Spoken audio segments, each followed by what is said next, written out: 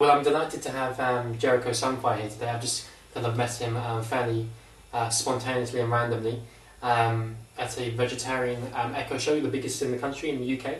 And this guy kind of fascinates me. He's right in front of me, and he spent a lot of time in the States, but fundamentally born and raised in London. And his story is an intriguing example of what happens when you follow your heart in a particular path. And I'd just like to introduce Jericho Sunfire and find out a little bit more about you. I think there's maybe a lot of people that have heard about your work, but maybe want to understand more about who the man is behind the concept, or behind the raw food, or the breatharianism, or some of the practices you've been doing for a while. Do you want to talk a little bit about your journey and what it's been like? Oh. Or when it kind of kick-started this kind of whole new direction? You want to know the man behind the black hat, huh? It started off as a fruitarian back in the days. It was totally unexpected, and it was the first moment that I recognised I had intuition. And in the coming years, it was that intuition that saved me and got me through this whole quagmire of diet and the whole emotional attachment to food that this society has. So before you were doing the predominantly fruit diet, what were you doing before? Everything but. Everything but.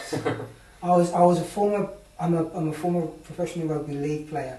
The reason why I say that is not to brag, but I was into the whole fitness programming. Yes. The whole eat big to get big situation.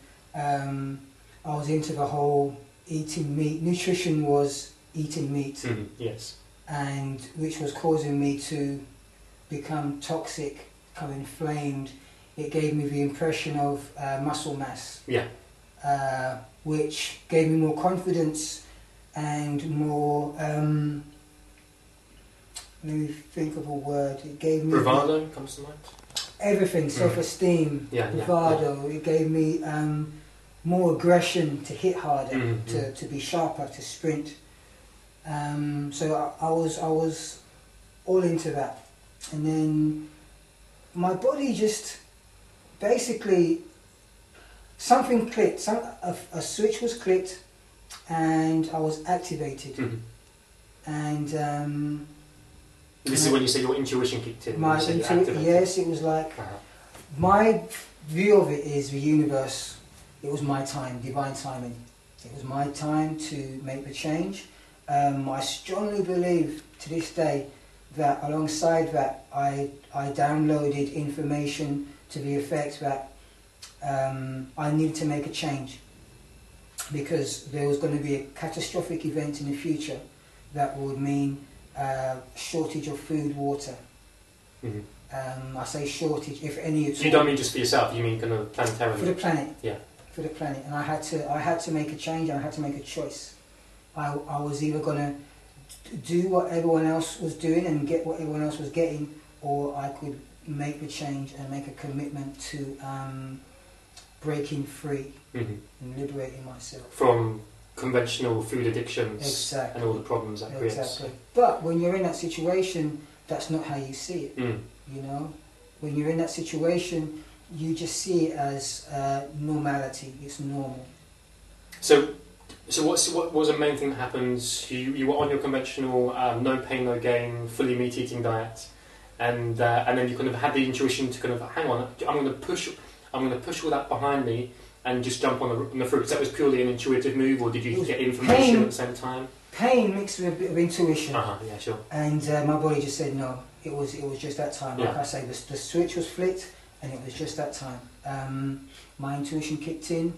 I mean, I was all of a sudden I was feeling the effects of living this standard lifestyle. And when I look back, I was always feeling that way. I just wasn't aware or sensitive enough, and the switch wasn't flicked enough for me to feel it, to know it, to take action.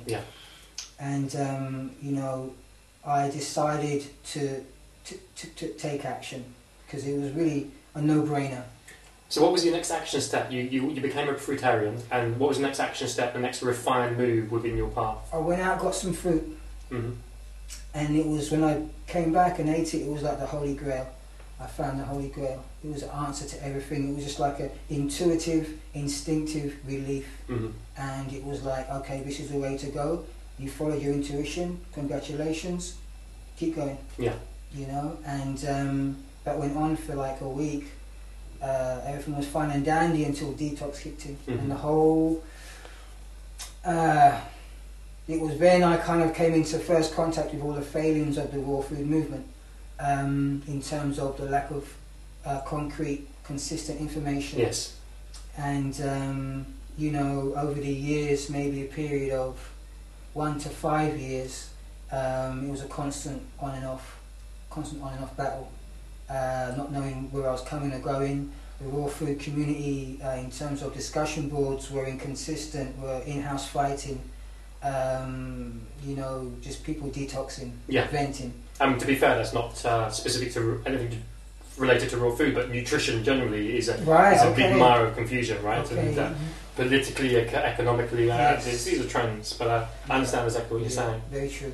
So you're kind of gradually getting these detoxes, which kind of maybe push you away from the fruits? No. You just kind of appreciated what it was. And Intuitively, I always knew that I was safe. Mm-hmm. There was no harm. It was just I had to knuckle up, had to man up, and just get on with it. I had to brush past all the myths, urban legends, things that people said would happen to me. I mean, high-profile gurus told me I would die if I didn't have the green supplements within 2 months of just fruits. And that's pretty powerful scare tactics, to be honest. It was predictable. Yeah. And that was a confirmation to me that said, you know what, leave all this alone. Listen to your own self, because I was feeling something different, and it wasn't matching up to what everyone else was saying. So I had the awareness to do that. So how did that? Because obviously where you are right now, I mean, you have a following that reveres you for your breatharian path. So how do you bridge from your raw kind of fruitarian stage to the breatharian? What happened in between? Liquidarianism. Yes. Was that fruit juices or greens as well? No, just strictly fruit juices. Okay. The whole fruitarian so the whole thing it's been entirely was just fruits, consistent, yeah. As in just pick it off the tree and eat it. Sure.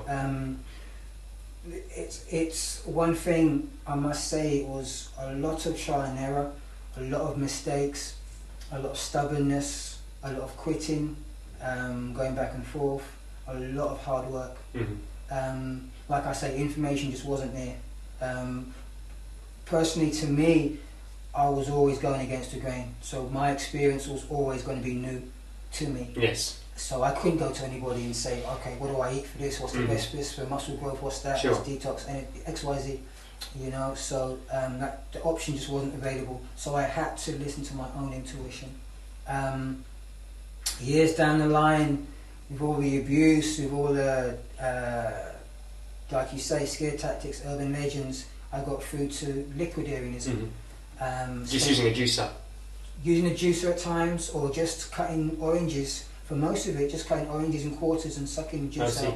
Okay. And that was wonderful. I loved it. It was an amazing experience. The ultimate fast food, eh? Yes, just chop, gone. You know, and composting the waste. Sure.